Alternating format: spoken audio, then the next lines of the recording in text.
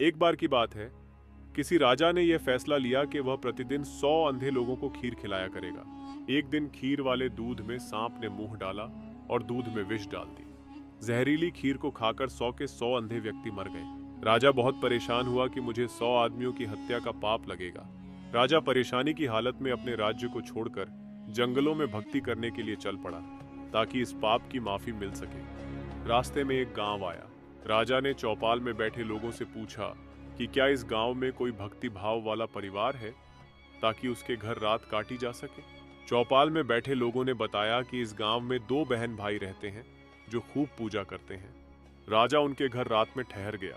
सुबह जब राजा उठा तो लड़की पूजा पर बैठी हुई थी। इससे पहले लड़की का रूटीन था कि वह दिन निकलने से पहले ही पूजा से उठ जाती थी और नाश्ता तैयार करती थी।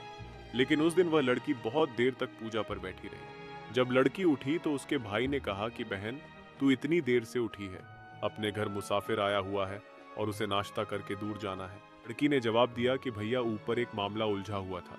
धर्मराज को किसी उलझन भरी स्थिति पर कोई फैसला लेना था और मैं वह फैसला सुनने के लिए रुक गई थी, इसलिए देर तक ध्यान करती रही।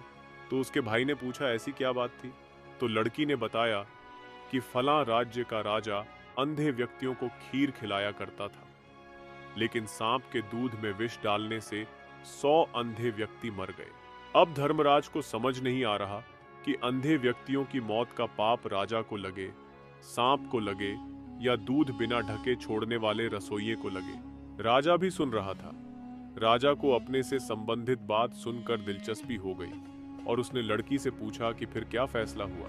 लड़की ने बताया कि अभी तक कोई फैसला नहीं हो पाया था। तो राजा ने पूछा कि क्या मैं आपके घर एक रात के लिए और रुक सकता हूँ?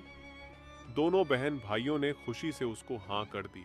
राजा अगले दिन के लिए रुक गया, लेकिन चौपाल में बैठे लोग दिन भर यही चर्चा करते रहे कि कल जो व्यक्ति हमारे गांव में एक रात रुकने के लिए आया था और कोई भक्ति भाव वाला घर पूछ रहा था, उसकी भक्ति का नाटक तो सामने आ गया है।